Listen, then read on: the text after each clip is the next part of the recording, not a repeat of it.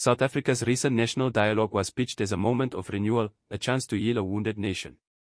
But if you listen closely, you'll hear something troubling. Beneath the polished speeches and ceremonial gestures lies a performance that costs millions, invites the elite, and delivers rhetorical questions that sound more like mockery than leadership.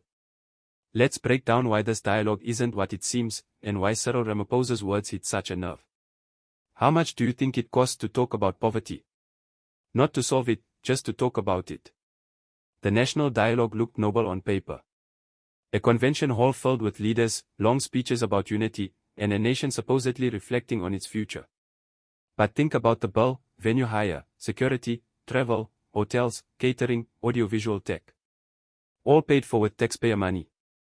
Now picture this: children in mud schools, families cooking by candlelight during load shedding, parents choosing between bus fare and bread.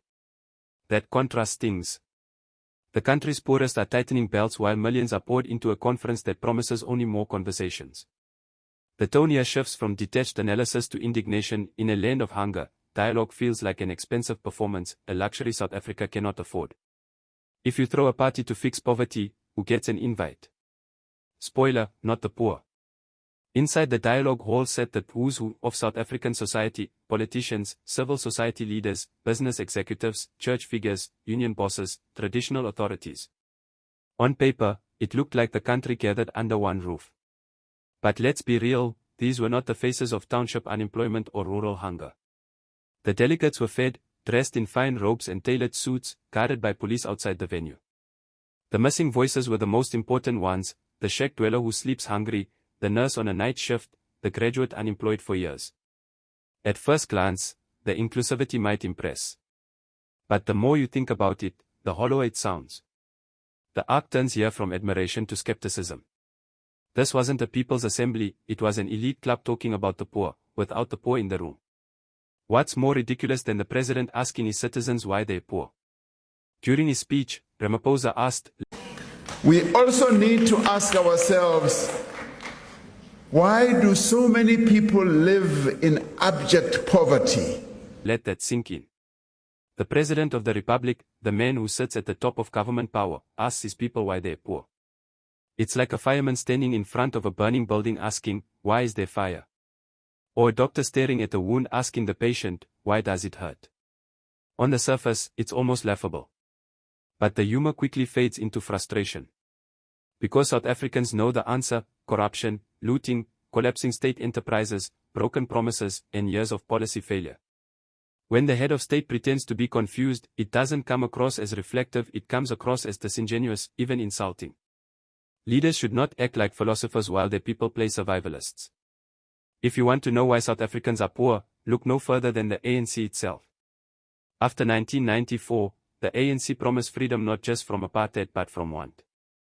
Yet 3 decades later, the statistics are grim: unemployment among the highest in the world, inequality unchanged, millions living in shacks, young people locked out of opportunities. The list of failures is long. Education reforms that never prepared learners for jobs. Public enterprises like Eskom and Transnet gutted by corruption and mismanagement. Land reform that crawls along at a snail's pace. State capture scandals that drained billions meant for development. And Ramaphosa. He wasn't an outsider watching all this happen, he was part of the inner circle for decades. As president, he presided over deepening inequality, power blackouts, and failing municipalities. The dialogue, instead of being a bold step, looks like an attempt to outsource accountability.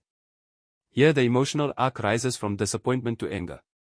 Citizens voted for solutions, not for endless questions. Poverty isn't a mystery, it's the direct outcome of the ANC's broken promises.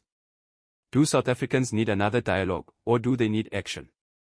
The national dialogue reveals itself as a mirror of South Africa's larger crisis. Its cost highlights misplaced priorities. Its audience reveals the exclusion of ordinary citizens. Its president's question shows the absurdity of leaders pretending ignorance. And its context forces us to confront the ANC's role in creating the very poverty it laments. The emotional arc lands on reflection. The frustration gives way to a sober truth: South Africa does not need more expensive talk shops. It needs decisive leadership willing to act against corruption, inequality, and unemployment. Until then, Ramaphosa's rhetorical questions will echo not as national soul-searching, but as a bitter reminder that those with the power to act keep choosing words over action.